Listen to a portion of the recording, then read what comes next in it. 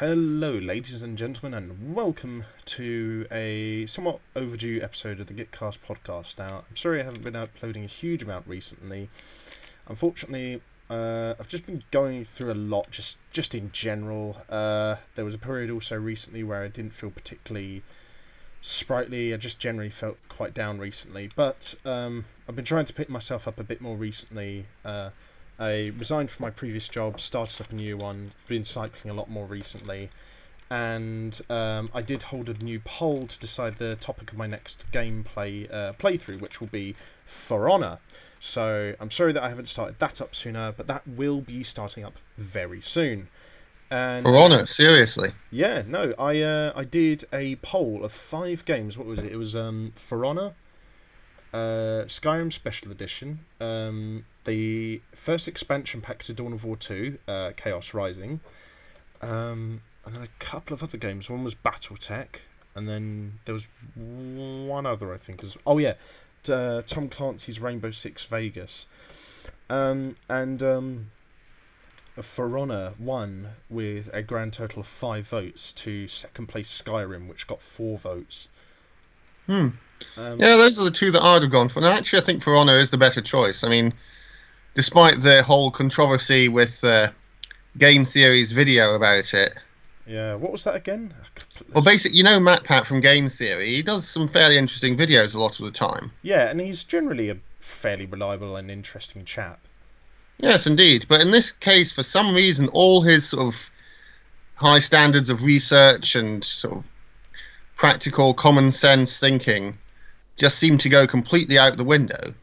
And he basically ended up making several highly pejorative assumptions against sort of medieval European armor and against Viking weapons and armor as well, in favor of the Japanese armor and weapons, despite ignoring his own set of rules about how he was going to analyze it.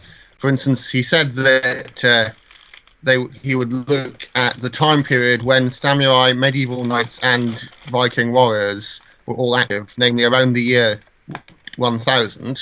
Yeah.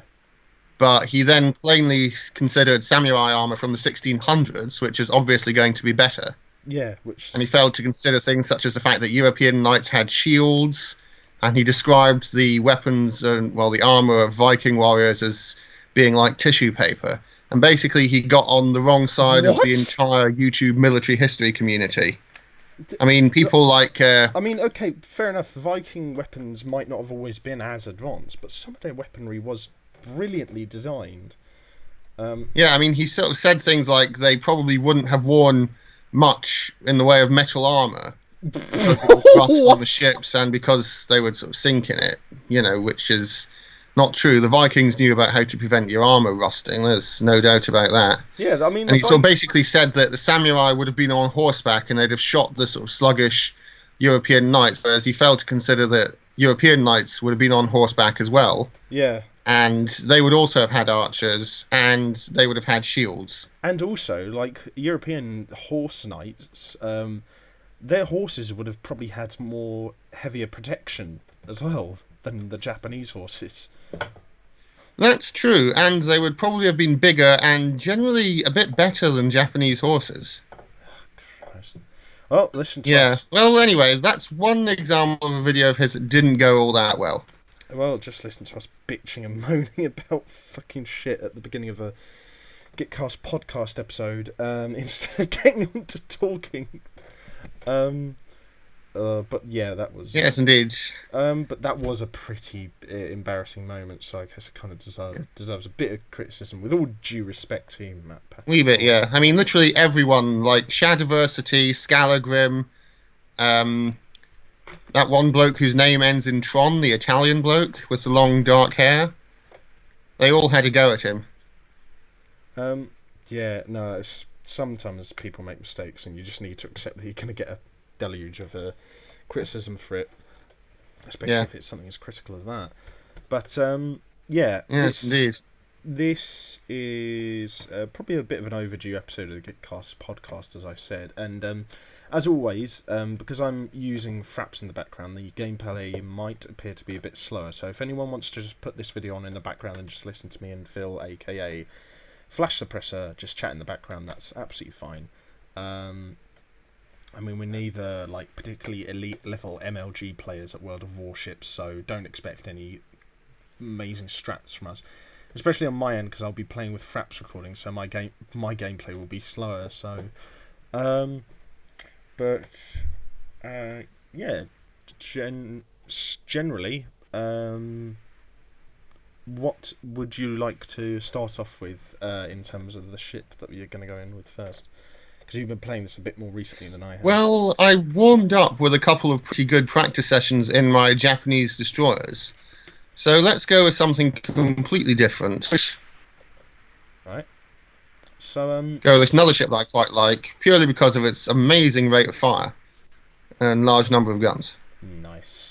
So not particularly high caliber guns, but it is a tier 2.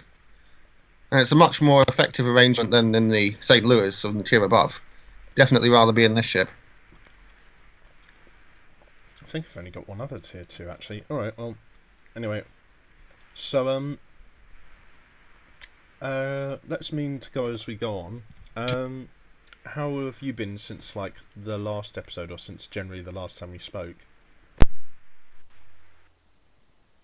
Well, quite a lot has happened in my life since the last episode of the Gitcast Podcast. I've still been working at the Lego store in Berlin, which has been an absolute joy of an experience. Best sort of first job ever, I would say. You know, you play with children, you sell Lego, you get to build the stuff up for the display cases. And, you know, just yesterday evening, I got given a present in the form of a carton of the 3 exclusive Halloween minifigures for this year. You know, you just get given wee presents occasionally if, you know, something's not quite right, or if you have stuff left over, all the rest of it. And yeah, working there is nice. The people there, by and large, are pretty chilled out, and everybody's quite happy with each other. Yeah, so all that's fine. Yes, I've been keeping up my swimming, even though it's been getting pretty cold, but I think at this point even I'm going to have to sort of pack it in, swimming in the lake, and I'm going to have to stick to cycling and find myself another kickboxing club to get back into that. Yes, I've done the initial stage of the application for the civil service, and I think I did better than I did last year. So that's a promising start, but I won't know for certain for another few days yet whether I get into the next stage or not. What's the deadline? Yes, so I've been on holiday a couple of times to some pretty interesting destinations, and I've seen no shortage of interesting films and video games. I was just wondering, actually, on this topic of the civil service, what's the deadline for the online test? The deadline for the initial application stage is the 21st of October. I see, okay. So, yeah. So that's like sending it off and doing the online situational test. Yeah, that's the one. Yeah. So you've still got some time if you fancy doing it this year. Yeah, no, I am all right for doing it. I just I spent like the last few days just researching it and kind of just generally getting some notes on it, because I think like last year my when I applied for it, my main issue was that I just didn't really have like full knowledge of like what was necessarily being asked of me. Plus, I think we described it before. Not described it, but like talked about it before. That it's like generally like pretty complex, some of the questions, and like some of the answers you have to give are very well situational. So I thought this year I'd sort of pre-prepare by like doing a bit of a like proper reading and like researching into what the competencies generally are for each level that I'm going to be applying for. So that's like the first 3 levels, I think, of each competency. Yep, I sent you the Civil Service Competency Framework document, didn't I? Yeah, I think my mum... Yeah, so I really advise reading through that, and I've also read a very interesting book that I really need to do a review of called How to Be a Civil Servant by a former civil servant, and it's not just about sort of how to pass the tests, and it's actually not at all about how to pass the test. It doesn't sort of really go into much detail on that. What it does is it sort of gives you an idea of what you might want to answer in the situational judgment tests by talking about what what a civil servant might face in the day-to-day realities of the job. Mm.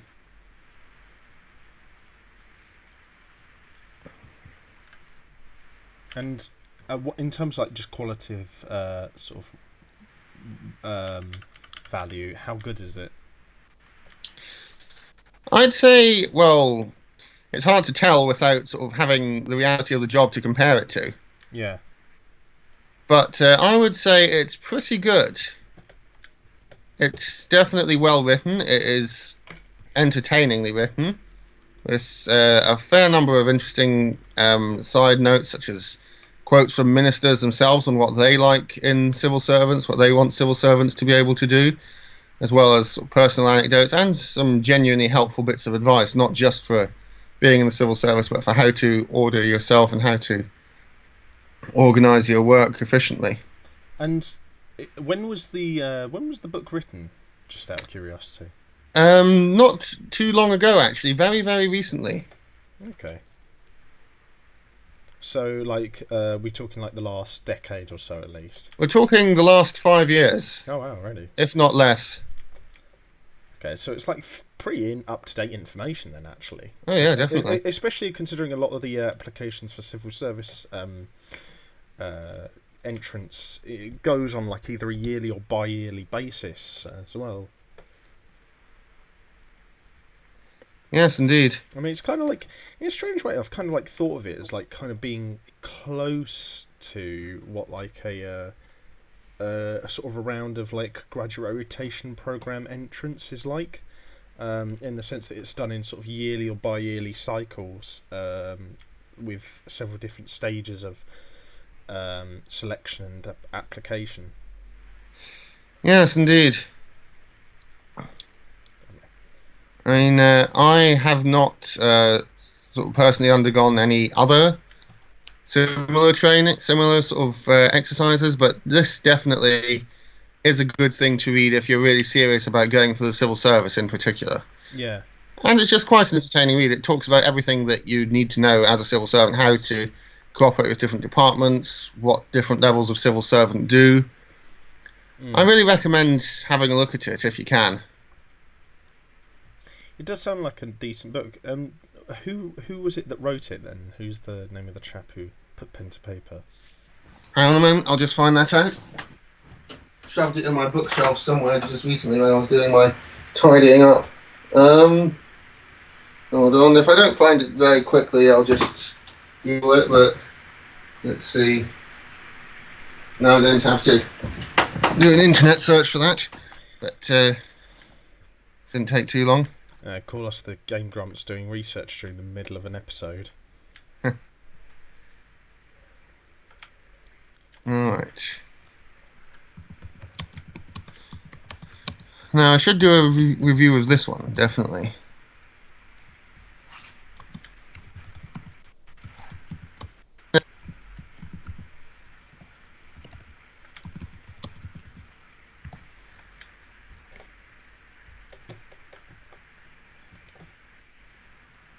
It does sound like quite an interesting book as well, and I mean, it just like you know, it's obviously got like a practical use to it as well as probably. Yes, definitely. It's written by a chap called Martin Stanley. I'm trying to remember if I've heard his name before. Unlikely. I mean, I don't know that he was really top civil servant. I think he was sort of a reasonably high level person who's since gone on to do different things. And yeah, no, he is. He's really good at writing it as a how-to guide. It's not an all-round political novel or a work of political satire or anything like that. So it's not funny. There aren't funny anecdotes or anything like that. Yeah. Or amusing tales of anything in particular. Just generally helpful hints and suggestions, as well as a layout of how the government works. Yeah. And what can generally be expected. And I think it was helpful for me with the situational judgment tests, like when to sort of act independently and when to seek advice, what the individual competencies of a civil servant are at what level, and, you know, just basically the guiding principles mainly that you want the most cost-effective solution. Yeah. And that's always going to be the case. Yeah. I think, yeah, so long as it has like some sort of practical use, it doesn't necessarily have to be like even a well-written book, but I guess it, of course, would benefit if it was. Yeah, I mean, it's clearly structured, but it's not entertainingly written. So it's not like a ha-ha book at all? No, definitely not. It's not even sort of mildly amusing on occasion. It's a thought-provoking and interesting book, but it's not. It hasn't got a strong message as such. It doesn't advocate radical change for the civil service or anything. It's literally just, this is what it looks like at the moment.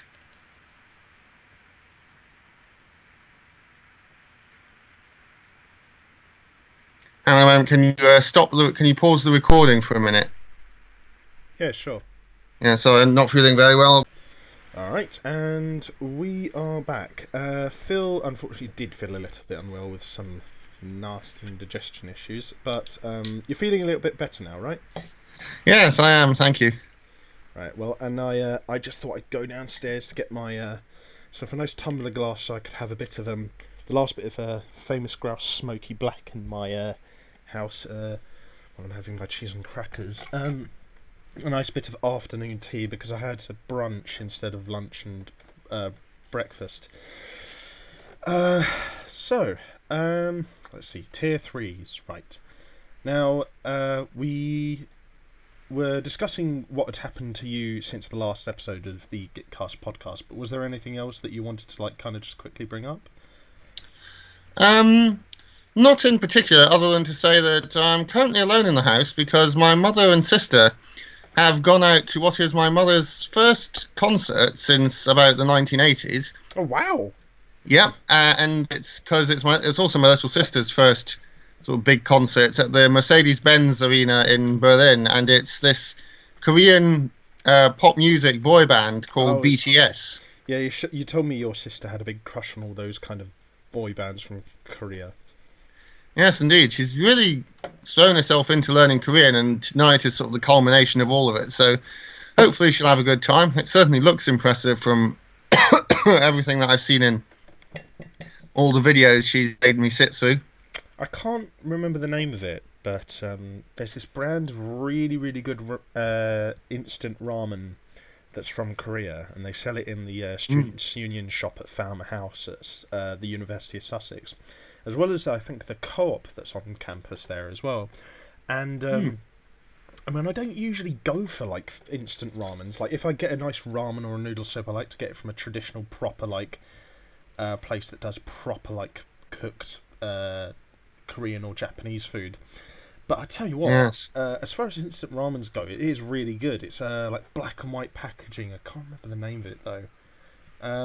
No, I know the one you mean. I never got it because I sort of tended to. I know I wasn't really that into cooking ramen like noodles for a lot of the time when I was at university. And when I did, I just sort of made my own dishes. Yeah, stuff I got from the supermarket. But no, it sounds good. I mean, to be fair, that's probably the more healthier way to do it. But it's just it's nice to have I think one or two of those kind of things in your cupboard sometimes when you're just feeling a bit lazy or you've got a cold and you just need something to warm up the cockles of the heart. Yes, indeed. And I did discover once something really nice, which is I can't remember whether it was that specific ramen or if it was another brand where I put the boiling water in, made it, and then I cracked a raw egg into it, and so I had basically a poached egg in it, and it was yes, that's always a good thing to do. Bloody fantastic. Oh yes, definitely. I also made my homemade Chinese noodle soup once, like that, where I didn't have enough money to buy any meat or fish or anything in that particular week, so I just had a few eggs in the cupboard and I just cracked them into it. So basically, I had eggy. I basically had Chinese noodle soup with pak choy spring onions, udon noodles, and poached eggs. It was really really good. And I had that for a couple of days, and it was. No, that sounds really great. Nice. I had a really nice stir fry that I made the other night with hoisin sauce fried into the noodles and all the rest of it. Ooh. And tofu, cashew nuts, carrots, the usual array of oriental veg, and a bit of broccoli as well, just to give it some greenery. That sounds really good.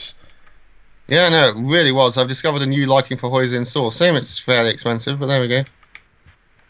Tell you what, if we ever get a place together or something like that, or we ever hang out again together for another like extended period of time, I'm getting you to make that for me. Oh, gladly.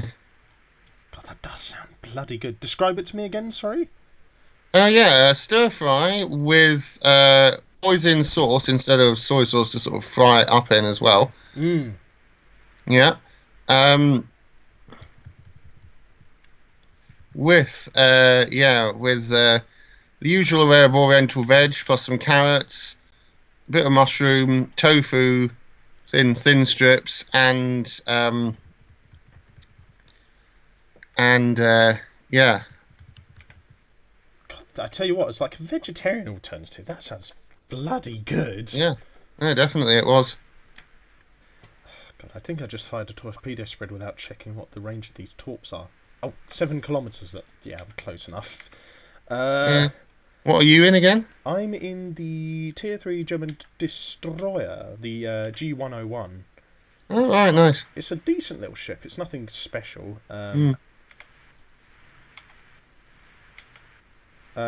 It's quite lightly armoured, so it doesn't take a lot to kill it, but it's well armed, and it's like got a lot of torpedoes, and it's quite fast actually, and it's fairly decently manoeuvrable.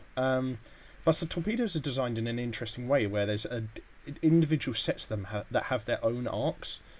So you have to like judge the trajectory and sort of like where you're going to be firing your torps from in a different way to other destroyers. It's quite an interesting way of diversifying up destroyer gameplay, and for like people just getting into the game, I would recommend it because it's unique enough that it provides a different way of playing destroyers, but not so out of the ordinary that you're just kind of left completely in the dark.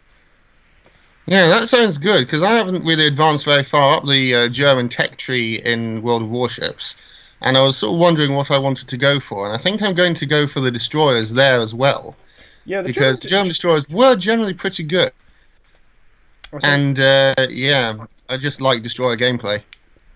Yeah, I think the thing that like the Germans were most known for was generally their destroyers and cruisers, wasn't it? Like their pocket cruisers and such. Yes, definitely. Apart from the occasional massive battleships such as the Scharnhorst and the Bismarck, of course. I thought, wasn't the Bismarck a super heavy cruiser? That is actually probably accurate. I'm probably difficult as it is to make that distinction. I mean, you're more of a nautical-minded bloke than me. I'm more into like artillery and tanks, but I don't know. I'm trying to remember if it is like a super heavy battleship, cruiser. Sorry, rather than a battleship of sorts. I'm not sure. I mean, I've heard it described as a battleship, but that could just be people using layman's terms so as not to confuse people. Yeah. Oh, God, I'm going to have to look that up properly, because that's not really an area that I've been looking into that much lately. That's more... I looked at that a couple of years ago. I've sort of been reading up on the Japanese and American things, and in particular I've been reading up a lot on submarines for various reasons that we'll get into later. But before we talk about the elephant in the room, and the whole reason that we're playing warships tonight instead of tanks, have you got anything you'd like to tell us about your last couple of weeks? Yeah, I've just been going through a lot of rough times recently, just in terms of like finance and sort of like just emotional issues. I've just been quite down recently. And I think a lot of it is quite situational because of like money issues, and I won't go into them too much here, but I had similar issues around December, November last year, and it was probably one of my lowest moments in my life, but I definitely feel like this is... It's bad, but it's like not as bad by any stretch of the imagination. Like that period in November, December last year in 2017 was pretty awful. So yeah, I think it's something that will take a lot of suffering and sacrifice to get through this time. But definitely not as bad as a year ago. I mean, and to be fair, like, these kind of experiences, I don't want to have them, but, like, at the same time, I'm kind of glad I do, because it's kind of a good way of teaching you that, like, things could always be worse, and that, you know, you're not always going to be in a good situation. Sometimes you will just be in a crappy situation that you just have to make the best deal with, really. And it's also, yeah, I mean, probably the best thing about it is that it has taught me, like, things could get worse. Even though that's not much of a comfort, but yeah, it's like you live and learn, and sort of like look at sort of something about like blah blah blah, silver lining to every cloud or some shit. But apart from that, like, things haven't been too bad. Like, I resigned from my job at Waitrose, which I appreciated, but I was starting to like growing out of it. And then I started up a job recently working for the University of Sussex Students' Union on their bars and cafes. As like just generally a customer service sort of bloke working at the bars and sort of serving people, and I've enjoyed that definitely a lot more. Then this week I probably made my best ever batch of spaghetti bolognese. Nice. I made it with what was it? Brown onions, 5% beef fat, 5% fat beef mince, Italian red wine, passata, sun-dried tomato puree, oregano, mixed Mediterranean herbs, chili flakes, pepper, smoked salt flakes, which are divine. Ooh, yeah, no, I'm sure. And some black Kalamata Greek olives. Yummy. And I mean, I know you're a vegetarian, so you wouldn't eat like it with like the beef mince, but like No, but I did have bolognese the other night. In fact, I'll have sort of the leftovers of it tonight, probably in a sandwich with a nice bit of ciabatta bread and some nice roasted vegetable balls, just as a light evening snack. Was that I'm guessing it was vegetarian then. Yeah, just vegetarian mince. Yeah. What kind of vegetarian mince do they have over in Germany, actually?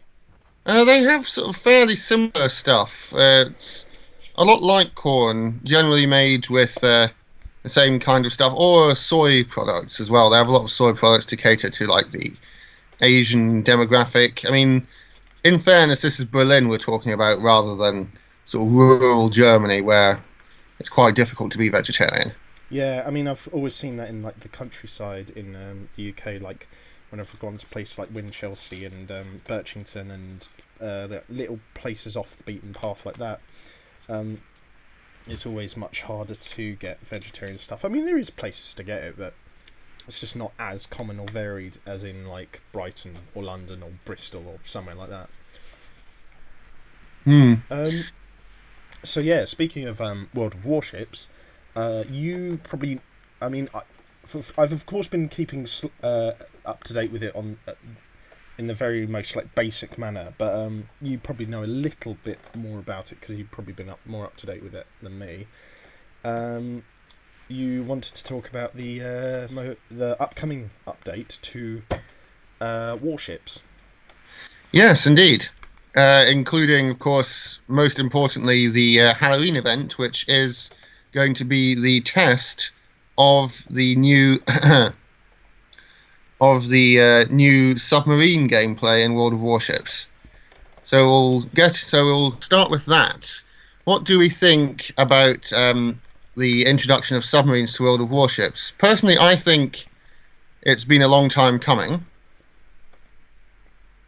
And I'm rather hopeful for it because I love submarines in general. I've always loved learning about them. I like the aesthetics. I like the design. Some of my favourite films. I mean, I would have to say my second favourite film of all time, Wolfgang Petersen's Das Boot, the famous German submarine epic, is it's my second favourite film after How to Train Your Dragon, obviously. And yeah, I just think that for a game like World of Warships, that has sort of pretensions to being a sort of historical game with a reasonable degree of historical accuracy, certainly in the aesthetics, can't possibly ignore submarines as sort of mid-20th century naval warfare, because they were such a central part of it. The same with aircraft carriers.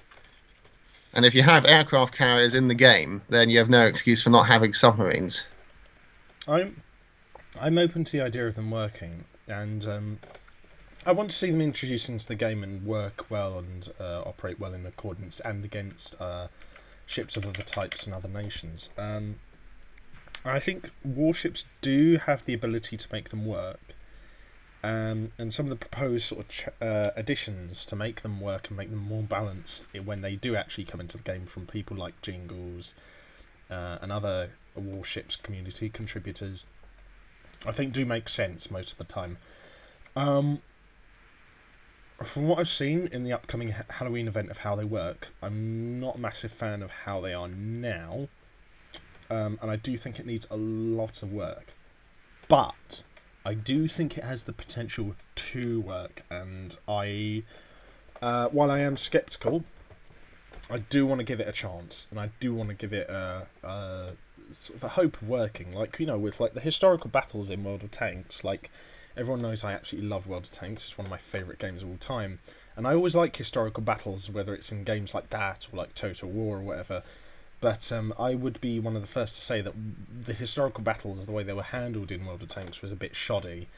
And that's what happens whenever you have to add in a new game type or way of playing a game, is you have to make sure it's at least as functional as possible in accordance with the other gameplay mechanics that were already in the game. Or you have to overhaul a massive part of the game just in general. At which point you might as well just do a sequel. So I think there's going to be a lot of tooling and balancing in regards to how submarines are proposed to work in the Halloween event. I don't like how they work in the upcoming Halloween event massively, but I'm willing to give it a chance, and I'm willing to give Wargaming a chance to see it through and make it work nicely, because I think they can, to be fair. You know, they get a lot of flack for a lot of deserved reasons, but I do, as I'm getting older, I try to be more of an optimist, and I'm trying to give people more of a chance. So, I mean, I don't know what I mean. Yes, I'm not entirely sure how they're going to really make it. I mean, on the one hand, I don't think it's actually going to be all that different from the current Destroyer gameplay. I think it'd probably have to be a bit different, though. I mean, one thing that I was worried about in the game footage that we see Jingles playing for the Halloween event is the sort of restricted dive time. Yeah, I do like the fact that the torpedoes are only accurate at periscope depth. That's fairly accurate. It's nice. And we've also got to think about like how how the various limitations of submarines are going to be used in the game, because historically submarines are fairly overpowered, even though they have massively high casualty rates. I mean, let's face it, none of the submarines that attacked Pearl Harbor came back. World War II German submarine crews had a casualty rate of about 75%. And all sorts of things. So I also wonder, like, how the different nations would stack up against each other in terms of submarine gameplay. I mean, would the American submarines just be so infinitely better than the Japanese subs that it just wasn't fun anymore? I'm trying to remember what nation it was. All sorts of questions like that. And I do also wonder, I mean, I can just about stomach the fact that the destroyers, as I've been demonstrating for the past minute or so in World of Warships, have unlimited ammo in terms of their torpedoes. But in terms of submarines, that really just isn't allowable. Because if that was the case with subs, that would genuinely make them overpowered, probably. Yeah, but the thing is then, how do you have fun gameplay when you run out of what is essentially your only useful weapon on a submarine? I mean, sure, they'll all have deck cannons and all the rest of it, but... Strap your balls to your ankles and get your man pants ready. It's time to go onto the surface and use your one single fucking, like, 10-inch gun. Yeah, exactly. Yeah, so that's an issue that I can see coming. I mean, I was in Finland recently on holiday visiting some old friends from the scuba diving club who live there now, and we went to the Suomenlinna, which is a massive island fortress complex outside Helsinki in the harbour there. And they have there the last surviving Finnish World War II submarine called the Vesicle, and it's a tiny little thing made by a German shipyard. It had 3 torpedo tubes in the bow and was armed with just 3 torpedoes, all of which were stored in the tubes. Its military history is quite interesting, actually quite successful. It fired 1 torpedo and sank 1 Soviet freighter, and that was it. I'm trying to remember, did Jingles talk about that in one of the episodes of his, of Mingles with Jingles, was it? I'm not sure, I haven't seen most of those episodes. I tend to sort of watch his sort of other streams and stuff like that, but it wouldn't surprise me, and it is a fun little story. And I'm sure if he ever went to Finland, that is one of the first places he'd go. Yeah, you should watch Mingles with Jingles more. He does talk about some interesting topics in there sometimes, and he's started to answer more and more user-submitted questions as well. Yeah. But yeah, it's funny as well, because like its combat history was like fairly limited, but like the amount of pride the Finnish people have in it is massive. It is unbelievably massive. And it's understandable. I love it. I love that little submarine. Being in it was a wonderful experience. First time I've been in a submarine since I was about 8, I think, when I went to the submarine museum in Portsmouth. The Portsmouth Historic Dockyard, yeah. I was in a sort of British Trident submarine from the 1960s, I think, in the dry dock. I can't remember if I've ever been in a submarine, but I've been to see a bunch of submarines. I remember last year during my trip to America, which I made a few vlogs of here on this channel. In one of them, you can see me in the old docks or where the docks used to be in San Francisco, visiting an old mid 20th century era American sub, and it had like quite a I can't remember the name of it or the model, but it had a decent like combat history, and next to it was a really like magnificent armed trawler that also saw service during the mid 20th century. So I think I've visited a couple of other subs in my time as well, but I can't remember if I've ever actually been in one, which is annoying because I'm not as much of a nautical person as you are, but I would like to go in one. It must be fascinating. No, they really are wonderful. Particularly this one, because it was so small and compact. It had a crew of about 20, as opposed to the like 83, I think it is, that you get in a German Type U-7 U-boat. Yeah, which is like generally the most common one during the war, wasn't it? It was the most widely produced one, yeah. Possibly also most iconic, again thanks to Das Boot, though arguably I think the Type 9s were more successful. Yeah. They probably are also some of the more iconic U-boats. And I wonder if they'll bring in, like in World of Tanks, where they bring in tanks that were never actually made but were sort of drawing board stages, or that had a few prototypes built, like say oh gosh, I'm completely blanking on the name of it, but that German medium tank, the German heavy tank that used to be a medium that comes on the tier before the Tiger. That one that never actually saw service. Oh yeah, I think I know what you mean. It's a bunch of like, it's like VK and then or even something like the VK3001, I think it is. Yeah, it's like VK and then like about 4 or 5 random numbers. Yeah, like that. So would they bring in all the weird concept submarines that the Germans were developing during the war? Or even, I know, this would be a really great thing. Some of the Japanese aircraft carrying subs that were put to use right at the end of World War II, that were supposed to go sail around Cape Horn, then launch their aircraft to bomb New York and Miami. Yeah. And the other eastern seaboard countries. That was amazing. It's just as well the Japanese decided not to use their biological weapons that they'd been testing on by killing hundreds of thousands of Chinese people, dropping them on the American mainland. That would have been seriously devastating. I think they did firebomb a part of the... they tried to set forest fires in Oregon, didn't they? Yeah. But it never, really went anywhere. It didn't really work, no. Ooh, that's going to hurt. Are you going to avoid the second one? No. No, I'm not. It's just because this enemy cruiser's got a massive hard-on for me. He's just like, oh, I want some of that British booty. Give me some PG tips, sonny boy. Well, you are technically driving another French cruiser. It's not surprising that he's a bit... French battleship, sorry. Not surprising he's a wee bit amorous, but there we go.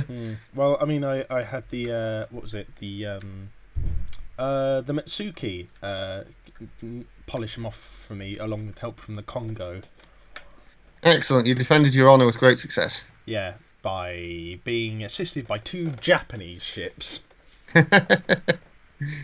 Oh my god, I've got 11 health. Jesus.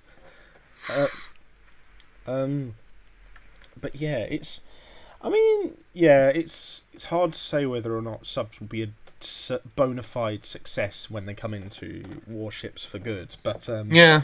But I mean, the thing is, it's also like this the aircraft carriers, the aircraft carrier gameplay.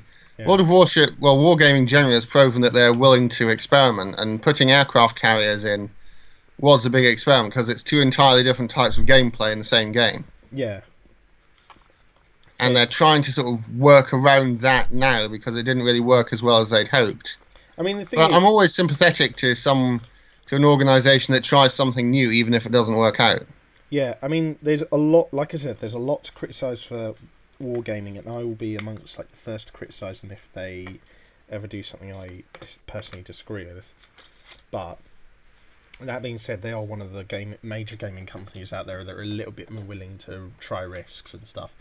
A lot of them, possibly even most of them, don't always make sense or work, but it's better than not trying, and it's better than, I don't know, like being Ubisoft or something like that. Or Capcom for that matter. Like, seriously, make another SNK game, please. But yeah, it's I mean, the Warships team, from what I've heard, are like a bit more on the ball with that sort of thing, but still. Oh, that's going to be a collision. Where? Yep. Oh dear, yeah, I see what you mean. Oh god, he could have killed that battleship as well. Some really low health, but yeah, I mean, despite my cynicism, I'm willing to give Wargaming, World of Warships team, and anyone else working on it a chance, because everyone deserves at least one chance. Absolutely. And until such time as, well, actually, I hope they do bring it out quite soon, because I'm still waiting for U-Boat to come out. It's a sort of it's a sort of simulator of being on a World War II Type 7 U-Boat, and you've got to control. It's kind of like what's it called? Faster Than Light meets Cold Waters. To put it sort of crudely, you've got to move your crew around the submarine, and then you sort of take stations, like you listen on the sonar, you raise the attack periscope and look out, and you give the order to fire torpedoes after you've taken the range finding and all the rest of it. And you've sort of got to hunt down ships, and you have various challenges. It looks like it has the potential to be one of the best simulation war games out there, really. Does sound rather... And it's supposed to come out sometime this year, but they're running out of time. I really hope it's there for the sort of Steam Christmas sale. Well, I have a bit of faith. Let's give them a chance to get it out and see how it turns out. Yep. Definitely. I'll try to think if there's any other gaming news that's come out recently that we're as passionate about. I can't really think of anything major. No, neither can I, to be quite honest. I sort of haven't been playing that many video games as of late.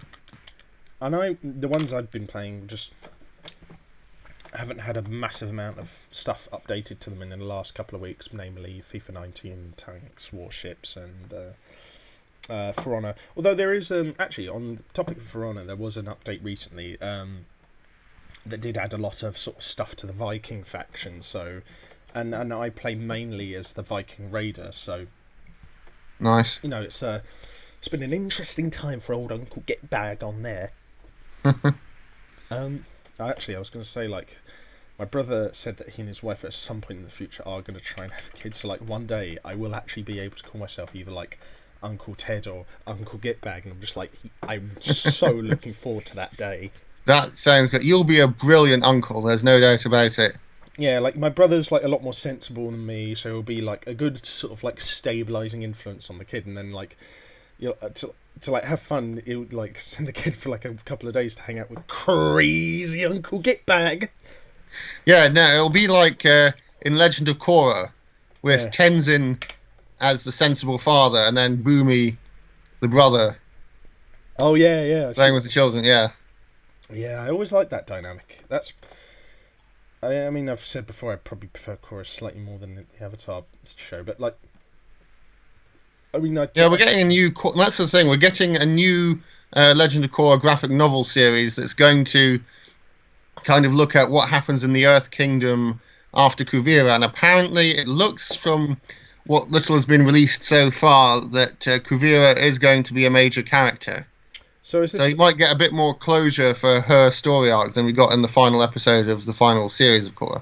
She was one of my favourite characters, actually. I mean, she had, like, quite a sort of, like, simple design, and, like, her motivations were fairly simple, and, like, her character progression was fairly linear, but it was, like, all done in, like, a good way. Like, I actually really enjoyed her character.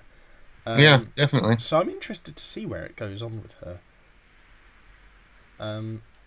She's also just a really well-designed character, like, visually and sort of, like, in terms of writing as well.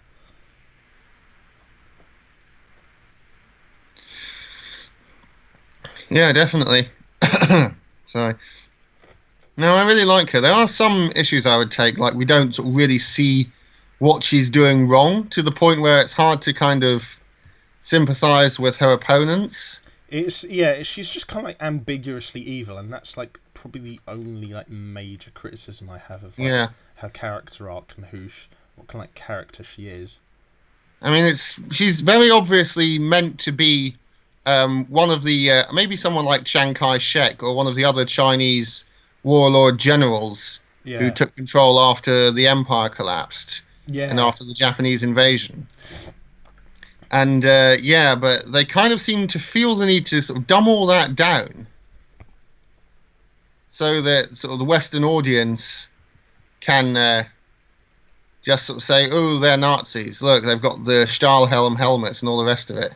Yeah, and they've got like big Germanic sort of like weapons. Yeah, they've got it's very obviously one of the German railguns from World War II. Yeah, and it's literally just a giant railgun. It blasts the living hell out of buildings in like one hit. Yeah. And then she's also got a giant Titan robot that's like very un-Japanese in any way. Very un-Chinese in any way either. Like, it was an interesting design choice, though. Yeah, that battleship just took several torpedoes for me. That's gratifying. Oh, and I just gave him a right paddling as well. But yeah, it was. I actually really enjoyed the sort of design aspects of the last season of Korra. It was. I mean. Definitely. I think, to be quite honest, I think Series 3 of Korra is probably my favourite. I think probably the one I got the most personal enjoyment out of was probably the last one. But I would say, probably the final. Probably the one I got the most personal enjoyment out of was probably the final one. But like probably the one that was most objectively good, I would agree, is probably the third one. Especially because the villain in the third season, even though he's not necessarily my personal favourite, he's definitely got the most well-rounded story arc, and he is genuinely intimidating and quite threatening. Yes, definitely. No, most of the villains in Legend of Korra are threatening, though I still say that none of them sort of compare to the moral complexity of Azula. Yeah. And indeed Zuko as well, while he's still a villain, and indeed the sheer intimidation factor of Ozai sort of not being revealed. I will say, though, most of their motivations are more interesting. It's sort of more of a political conflict and a philosophical one. Although I do like the fact that there's a lot of variation in sort of politics and sort of motivations between like the different, villains of each season of Korra. Like, you can make the argument that, say, that in the first season the villain is somewhat of an anarchist. In the second season, the villain there is a bit of like a sort of a hardline sort of like socialist, and in some ways, yeah. And then in the third season, like the villain there is like a rebellious sort of like, you can maybe make the claim that he's probably somewhat like classical liberal, very like rebellious. And then like the final season is definitely someone who's like, you could probably argue is like probably a hard sort of like line kind of conservative type who just wants like stability and order for all. Yes, I go with most of those. I mean, my personal interpretation from everything that I saw and the things that I think Korra was supposed to represent were that Amon, the villain of the first season, was meant to be kind of communist. The villain in the second series was supposed to represent sort of colonialism and aggression. Yeah. I mean, he was sort of the weaker villain, mainly because it was harder to sort of get a handle on his philosophy. Yeah, definitely. Sort of particularly external to the world. I mean, the conflict internal to the world, like spirituality and so on, was definitely quite interesting. And it was sort of almost a question of sort of like clericalism or sort of religious extremism in a way, but sort of not really done in a way that is relatable. So I will admit, he was probably one of the villains who was better in terms of keeping up the sort of Asian aesthetic of the whole thing. Oh, yeah. Whereas Kuvira and Amon, it's kind of like an Asian aesthetic dealing with Western problems, really. Yeah. Western historical issues. Which is one of the weaknesses of The Legend of Korra. Whereas, the Fire Nation in the original is very definitely sort of like Japan and its expansion with its massive hunger for resources and being technologically so much more advanced than the rest of the countries in the region. Yeah, I don't know why, because a lot of the individual aspects of Avatar are better, but I just generally prefer Korra just a lot more, and I can't really put my finger on why. Well, that's entirely fair. There's no reason why you have to justify it. But yeah, I'm still just about a bit more of a fan of the original. But I mean, I like Korra a lot, totally. Yeah. Speaking of sequels and things, I recently went to see The Incredibles 2. I don't know to what extent you sort of were really attached to the first Incredibles film, whether that was something that influenced you a lot. Oh, I love the first during your youth when I first came out. I loved the first film, and I played a lot out of the PS2 game. But I haven't seen the second film yet, and I wonder if like any of the audience have. So, if you're going to talk about it, probably best to like keep the spoilers to like an absolute minimum. Yeah, no, I'll go spoiler free. Don't worry.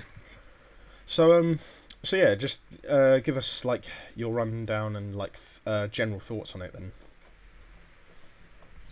Yeah, definitely. Well, it's a competent sequel, very expertly done.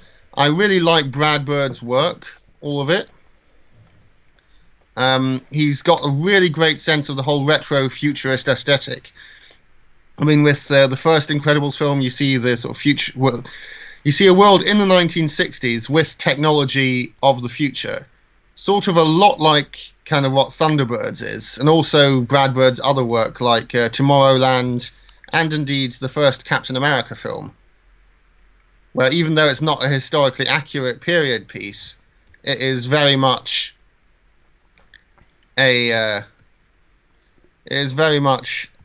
film that describes sort of how people thought the world was going to look like in that time period.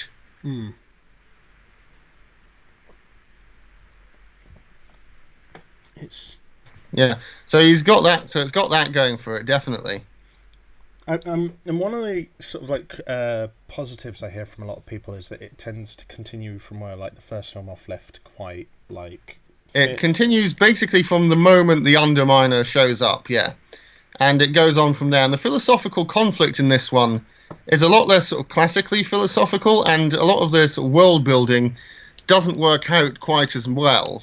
And you'll see what I mean when you see it. Like, it's the whole sort of can superheroes live in a modern society conflict that was kind of the catalyst for everything in the first film.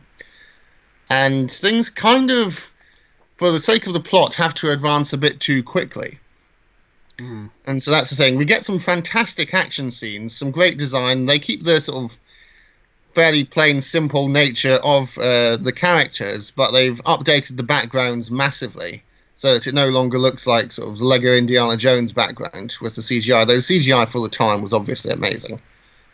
And so, yeah, they've got much bigger sort of cityscape backgrounds, much more complex, which was something that the first film didn't have, which is why they set most of it in one segment of an abandoned city and the rest of it in a jungle with sort of fairly simple grass and tree textures. But no, at this point they have the technology to do it. And a lot of people have talked about how Elastigirl, Mrs. Incredible, is the main focus of this film. And to some extent I agree with the criticisms of the last film that it was too much about Mr. Incredible, the father figure, and his sort of midlife crisis as the catalyst, and the other family members didn't really get enough screen time. I'm not sure to what extent I agree with that, but in this case, definitely all the members of the family have more screen time. And there's some great moments of the father taking care of the children. There's plenty of time spent on that sort of conflict, which I appreciate, which I like, because I like that kind of story.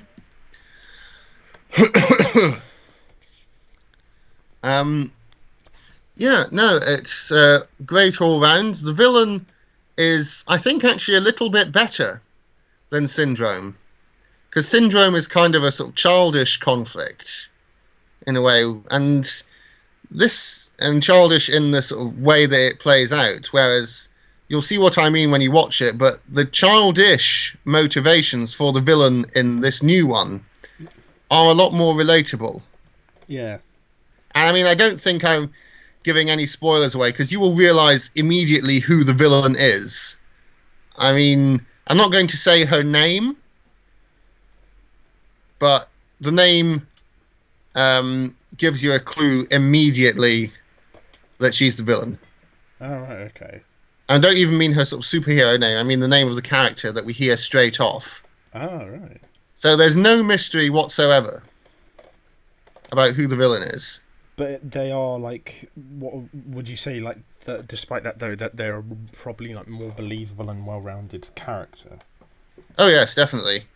They have very good motivations. I've heard, like, from Cell Specs, another sort of YouTube reviewer, that she felt, and a lot of other people apparently felt, that the philosophical undertones weren't that strong. I mean, in the original Incredibles, you have all sorts of tie-ins to Nietzschean philosophy about the Übermensch and all the rest of it.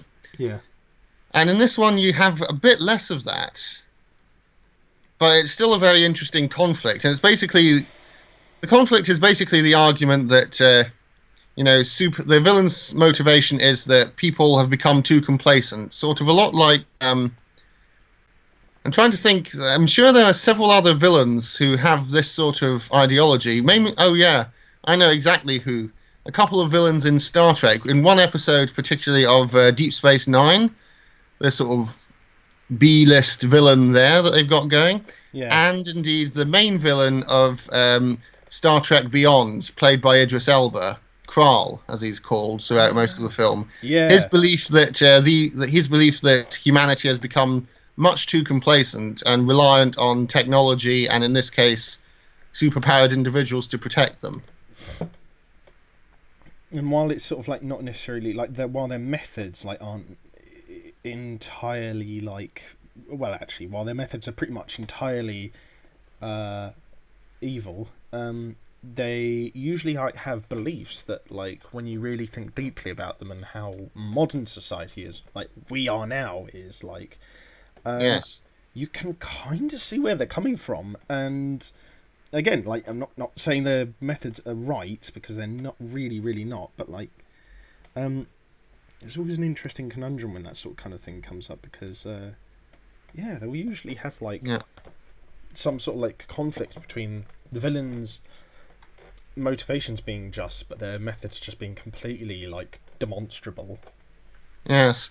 I mean, I'm not sure how I would grade this. I think I'd give it, if the original Incredibles was a 9 out of 10, because it had a few mild pacing issues and maybe overreached itself a bit in terms of what the technology could do at the time. Yeah. This one is probably maybe an 8 out of 10 for slightly different reasons. First of all, the animation, it isn't anything all that spectacular. It's good. And the fact that it sort of keeps the simpler textures and so on means that it can have much more fluid movement than most animated films can these days. Yeah. Most CGI films, they keep the old character design, so all that's nice, but it doesn't really mean that they have much scope for trying anything new or interesting with the animation. The sound design is great. The sound design has been remarked on a lot. It's really good. The villain is slightly better than Syndrome, because we don't really have that much time to get to know Syndrome, whereas we're introduced to the main villain of this film within about the first 15 to 20 minutes, and she accompanies us throughout the film. And Mrs. Incredible actually strikes up a friendship with her, quite an interesting one, as sort of two women of a similar-ish age who have similar problems.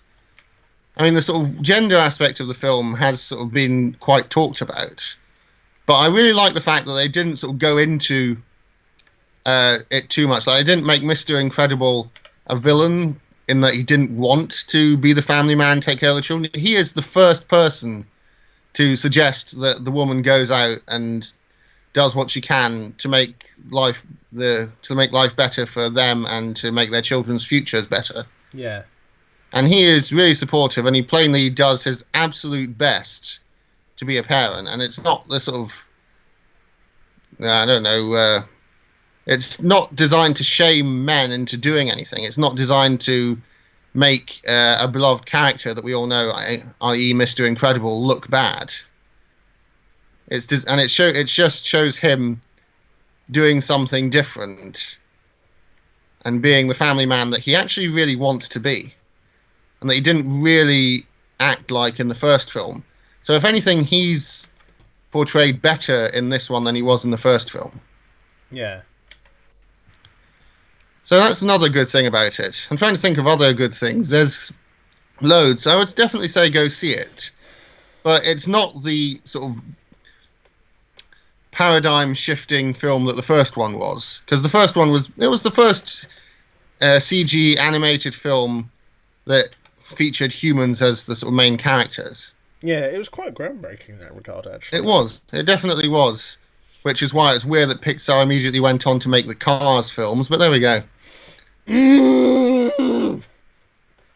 Yeah, so that was that.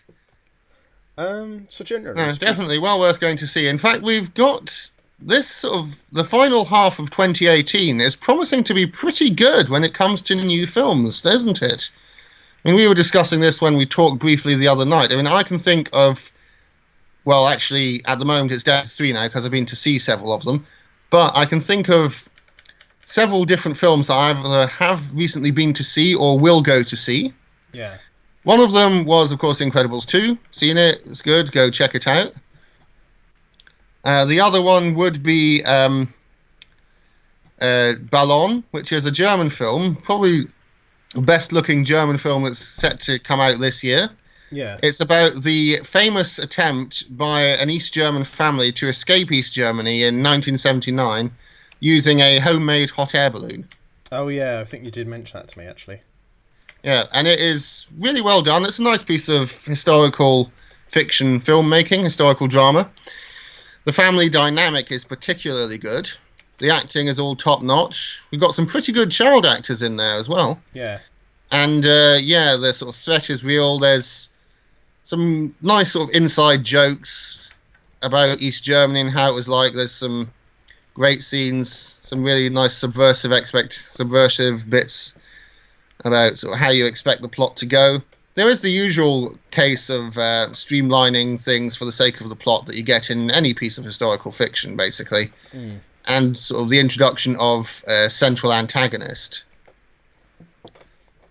which is a big change. Well, it's not really a big change. I mean, it would have been the case that there would have been one Stasi agent in charge of tracking them down, and they sort of make him into the sort of philosophical centre of the film, where he sort of asks why, not in a sort of critical way, but he sort of asks people to justify why the wall exists, why Germany was divided, why there was the highly militarized border. And he sort of basically says that without this border, there's no such thing as East Germany. It's a philosophical examination of why the wall was needed by the East Germans and what it did for their society. How it basically held it all together. And you get the great sense of dread as the Stasi are closing in on them, because they had one failed attempt to get over by balloon, and then they knew they were going to be tracked down and arrested. So the race was on to build another balloon and get out.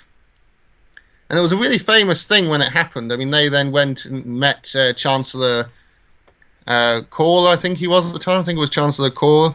And Willy Brandt and all the rest of it. And they showed something I really like in historical films. They showed pictures of the actual people and photographs taken from the actual event in the credits afterwards. Yeah, so you can see what it really looked like. I always like it when historical films did that. Yeah, that's sort of like, I think the best example I can think of that is Hacksaw Ridge, or maybe Lion. That's another good one where they do that afterwards to sort of pay proper tribute to the people who actually did it. Yeah. Yeah, so that's always gratifying to see. Then what else was there? Of course, we've got the new Harry Potter film coming out. My little sister will no doubt want to see that. It should be I'm sure it will be pretty fun. One thing I don't like is Johnny Depp as the main villain. I mean, it's Grindelwald we're talking about. He's supposed to be presumably German, definitely Central or Northern European, as an antagonist. And he's supposed to be pretty scary and indeed even quite possibly have a homosexual relationship with Dumbledore. And I don't really think Johnny Depp pulls it off. He looks completely strange and unintimidating in the Grindelwald costume. I don't know for the life of me why they didn't cast Mads Mikkelsen. Why did they not cast Mads Mikkelsen as a sort of European, sinister, quiet villain with homosexual undertones? He would have been perfect to play that. BuzzFeed article. Is Mads Mikkelsen gay? Some random German Anglo YouTuber says he might could probably play a gay character. Therefore, he likes bum. Yeah, I just realised when I said it sort of came out a bit weird. But no, I mean, he's a talented actor who could really pull that off. I mean, if he did his Hannibal performance, it would be absolutely brilliant. Yeah, I think he's a good actor, and he's like a very underrated sort of like villain actor as well. Like he... hang on, sorry. I mean, I never really liked the show Hannibal, but he was probably the best part of it, playing Hannibal Lecter, because you genuinely got a sense of fear and dread from him, because he was quite intimidating. And it also comes from like not just the way he looks, but like his physical sort of like the way his body is built. He's quite a big bloke, and so you always get the impression that he's like this quiet, sort of stoic intellectual, but at any moment he probably could sort of like have your fucking head on toast. Yes, indeed. What's the name of the actor who's going to be playing Dumbledore? I can't for the life of me remember. It's the one who played Watson in the cinematic adaptation of Sherlock Holmes with Robert Downey Jr.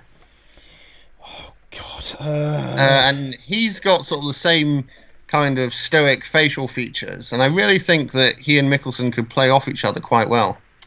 Yeah, I'm trying to remember his name as well. I really can't remember it, though. No, neither can I. Never mind it. Yeah.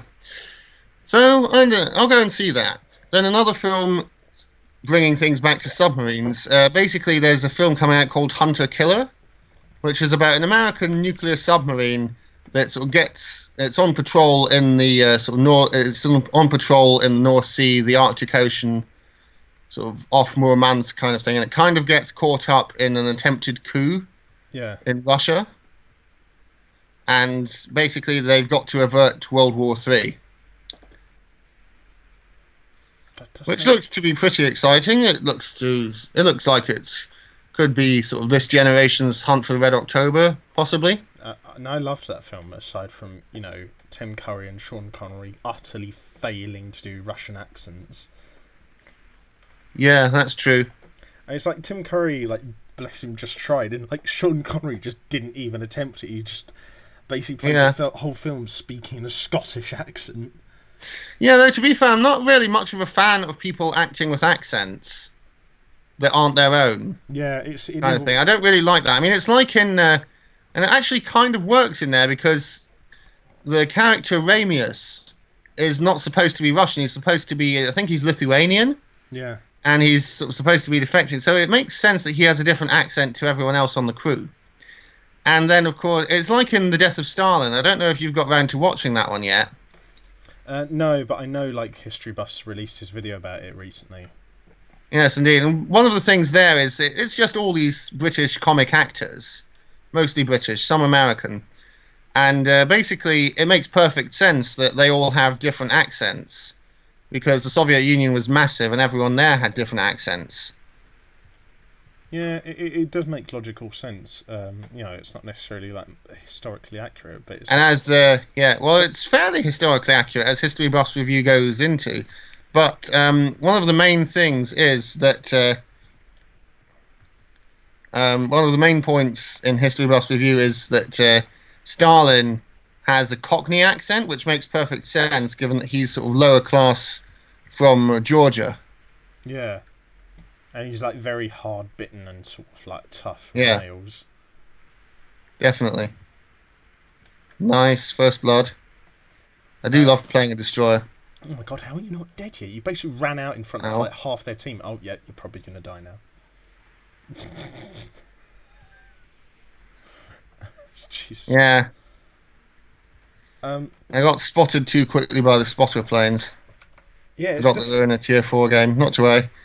I'm still alive. I've definitely got to watch Death of Stalin sometime because I've never watched. I'd never even heard of it before a History Buffs video came out about it. Yeah, no, I really wanted to go and see it in the cinema. Somehow I just never got round to it. When did it come out again? It came out late last year, I think. Okay, so it's maybe last November, about a year ago. Yeah, so it's fairly recent then. Yeah, it's fairly recent. Yeah, it's crazy. I've never heard of it. Oh, yeah, I'm doomed. Oh, Jesus Christ. Bloody torpedo bombers. Oh, wow. I didn't get flooded. You survived that, wow. How the hell did I survive that? Wait a minute, quick question. How do I switch off my anti-aircraft guns? I have no idea. I've been playing this game for 3 years and I don't know. Who cares? At this point, sort of best to hang back and escort you in this other battleship. Yeah, just don't try to get into any direct conflicts because you are quite badly damaged. Yeah. Probably not as much as me, to be honest. And I'll lay down a smoke screen for us. How about that? Yeah, sure thing. So, what have you got planned then for next week or two? Oh, not that much really. I'm going to be working, and we'll see about we'll see what else I get up to, but I'm not planning on going away anytime soon. Really, I'm not planning on doing anything special. Yeah. I will, of course, have to sort of see how I do in the civil service thing, and then respond appropriately. Yeah. Fingers crossed and touch wood that it all goes according to plan, of course. Yeah. Or that you at least get, even if you don't succeed, you at least get further than you did last year. Yeah, definitely. Well, I'm already... Actually, I don't know if I'm already further than I was last year, but I think I did a lot better this year in the test, so we'll see. Yeah. We'll see how we... And there will be other opportunities as well that I'm sort of interested in applying for. Yeah, plus like practice makes perfect anyway. Although I'm still surprised like that your mum, who was a veteran of like the civil service of like what was it like 30 years, Yeah. and like you got her to do it like about a year ago, and she couldn't fucking complete it. I was like, No. that's like that's very telling. It is, yeah. I mean, there's very little you can do to sort of really prepare for the situational judgment questionnaire. I know, that's the thing about it. It is kind of a crapshoot, and there's not most of the preparation I feel is for either the interview. I mean, the only way I can think of that you could sort of reliably do it would be if, like, if you had a civil servant sitting right next to you, helping you out. Or I feel like the main sort of areas where you can actually prepare for it is either doing the job itself or the interview sort of section.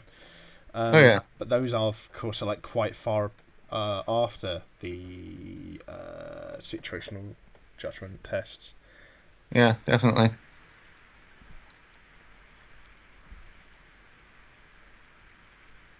It's not the end of the world if I'm not successful this year either. It's like it's not the only career option I've gotten, and it's not.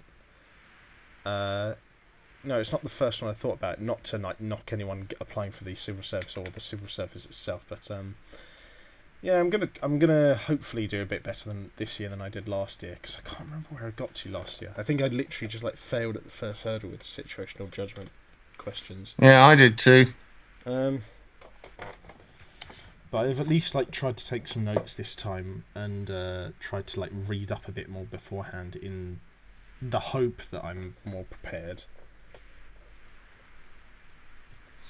Yeah, definitely. Whew. So have you got anything else you want to add before we end the episode? Well, there's no shortage of other sort of like smaller topics that we could cover, but I think we've pretty much covered the main ones there. And I think we should end it before we both get too tired. All right. To really say anything all that interesting. I need to get a couple of more bits of washing done, but generally speaking, apart from that, have you got anything else planned for like the next week or two? Let me think. No, actually, not really.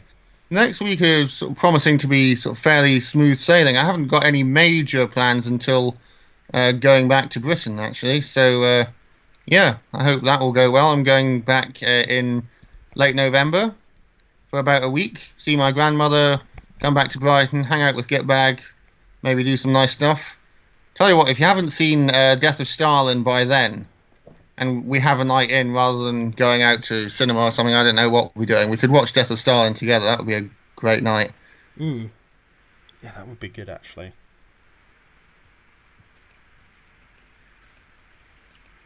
Yeah, I think...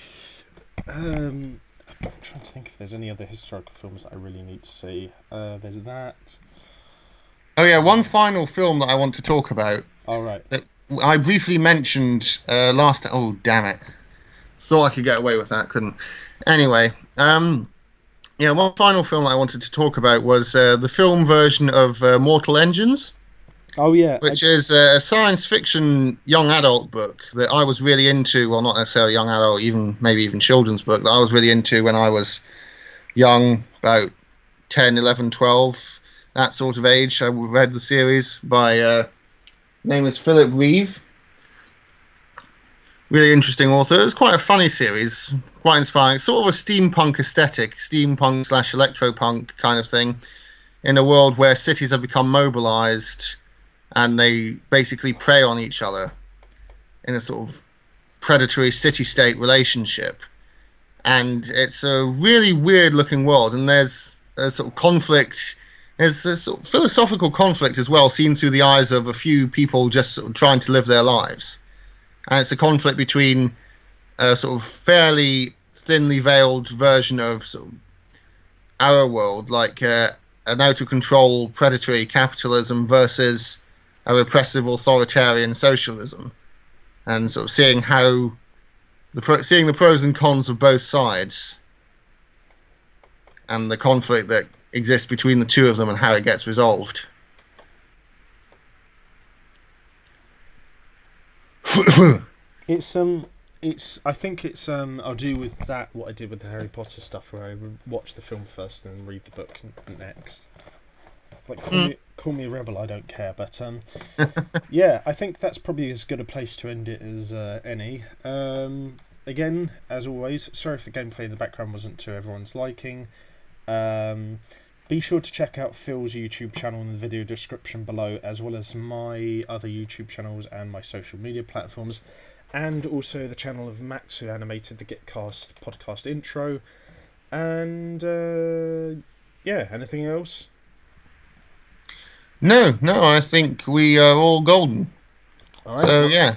And yeah, I definitely recommend the Cathedral City lunch pack. I'm not sponsored. I wish I was by them, but it's genuinely really, really nice. And yeah, until next time, have fun, stay safe with whatever you're doing. Don't do anything we wouldn't do. And until next time, I've been Gitbag the Great with Flash Suppressor. And we'll see you guys next time on the battlefield. Bye-bye for now.